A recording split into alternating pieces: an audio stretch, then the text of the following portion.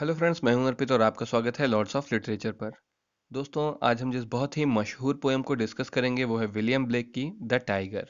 ये पोएम इतनी ज़्यादा पॉपुलर है कि अगर आप इंग्लिश लिटरेचर की top 10 most famous poem search करेंगे तो आपको हर लिस्ट में ये पोएम ज़रूर मिलेगी। ये पोएम पहली बार 1794 में विलियम ब्लेक के कलेक्शन सॉन्ग्स ऑफ एक्सपीरियंस में पब्लिश हुई थी।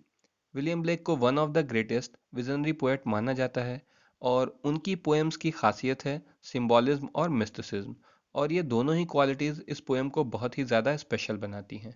अगर आपको टाइगर की स्पेलिंग गलत लग रही है तो इसकी वजह ये हो सकती है कि यहाँ टाइगर का इस्तेमाल एक सिंबल के रूप में किया गया है, और ये टाइगर किसका सिंबल है ये मैं आपको इस वीडियो के लास्ट में बताऊंगा।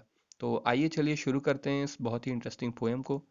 Tiger tiger burning bright in the forest of the night.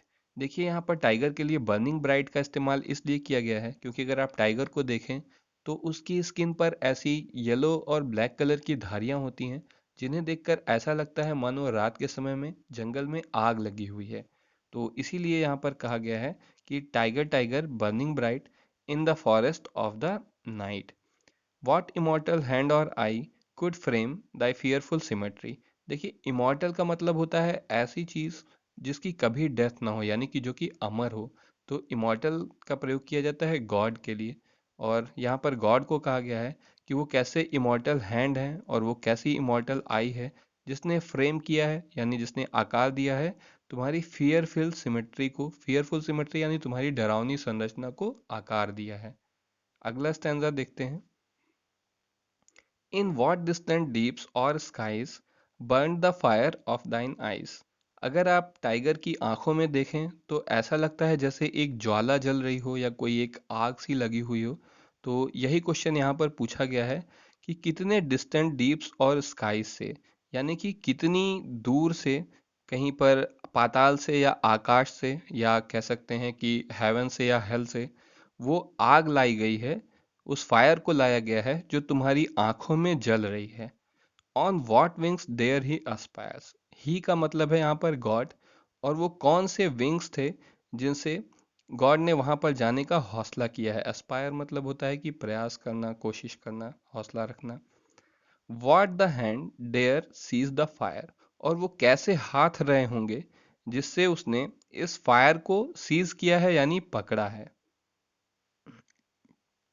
And what shoulders and what art could twist the sinews of thy heart?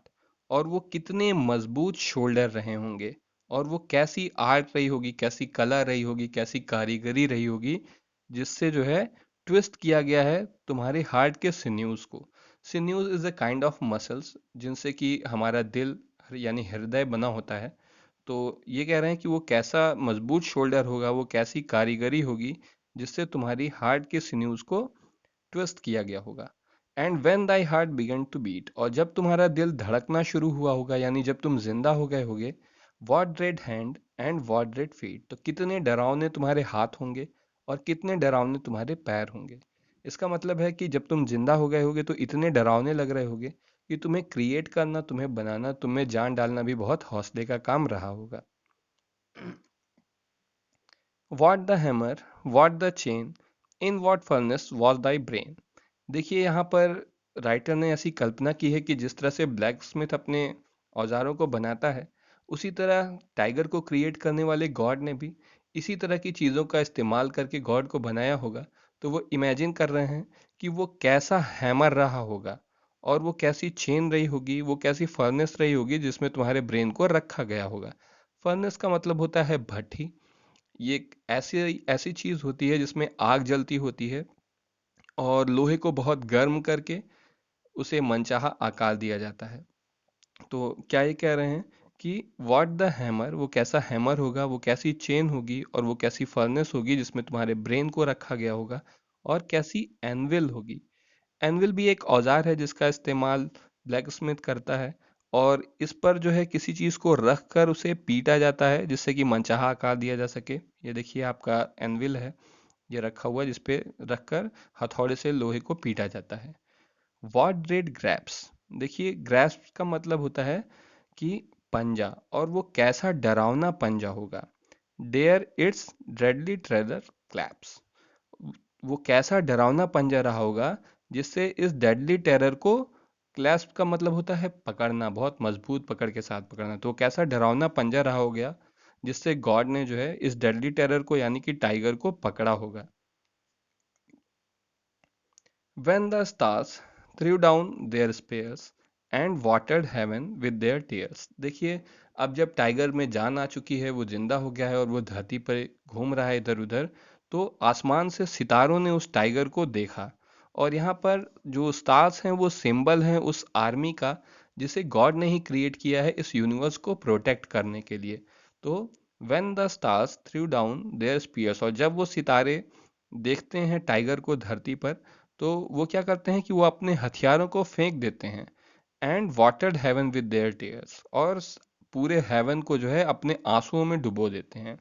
Did he smile his work to see, तो जब ये सारी चीजें हो रही हैं, वो अपने हथियार फेंक दे रहे हैं और हेवन को अपने आंसुओं में डुबो दे रहे हैं, तो क्या जो गॉड था वो अपने काम को देखकर मुस्कुराया था कि मैंने इतना खतरनाक चीज बनाई है कि जिसे देखकर सभी डर रहे हैं। Did he who made the lamb make the, क्या जिसने लैम्ब को बनाया है उसी ने तुम्हें भी बनाया है। दोस्तों, यहाँ पर आपको एक बात बतानी ज़रूरी है कि 1789 में विलियम ब्लेक का एक और कलेक्शन आया था जिसका नाम था सॉन्ग्स ऑफ इनोसेंस। इसमें एक पोएम थी द लैम्ब, जो कि द टाइगर की सिस्टर पोएम है। और लैम्ब और टाइगर दोनों ही क्रीचर हैं गॉड के क्रिएट किए हुए, लेकिन यहाँ पर अंतर यह है कि जहाँ लैम्ब दुनिया की सारी अच्छाइयों का सिंबल है, इनोसेंस का सिंबल है, और जीसस क्राइस्ट का भी सिंबल है लैम्ब, वहीं पर गॉड जो है, सॉरी, वहीं पर टाइगर जो है वो सिंबल है स्ट्रेंथ का और एविल का, यानी दुनिया की सारी बुराइयों का सिंबल है। तो यहाँ पर राइटर ये पूछना चाह रहे हैं कि क्या जिसने लैम्ब को क्रिएट किया है यानी दुनिया की सारी अच्छाइयों को क्रिएट किया है, क्या उसी ने टाइगर को बनाया है यानी दुनिया की सारी बुराइयों को भी बनाया है। ये पोएम जिस साल लिखी गई थी 1794 में, उस समय तक इंसान टाइगर से बहुत डरता था।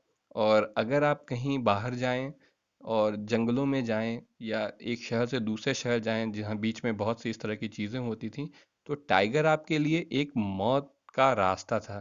तो इंसान उस समय टाइगर से डरते थे और टाइगर को बहुत ही बुरा माना जाता था। इसीलिए यहाँ पर टाइगर एविल का सिंबल है। तो आप जो है अगला स्टैंजा देखते हैं हम लोग, जो कि पहले ही स्टैंजा को रिपीट किया गया है।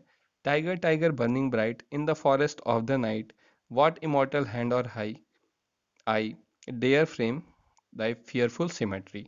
तो दोस्तों, उम्मीद है कि ये वीडियो आपको ज़रूर पसंद आया होगा और आपने अब तक ये चैनल भी सब्सक्राइब कर दिया होगा। अगर नहीं किया है तो आप अभी कर सकते हैं। और अगर आप किसी टॉपिक पर वीडियो चाहते हैं तो मुझे कमेंट बॉक्स में कमेंट करके बता सकते हैं। आज के लिए बस इतना ही। Thank you.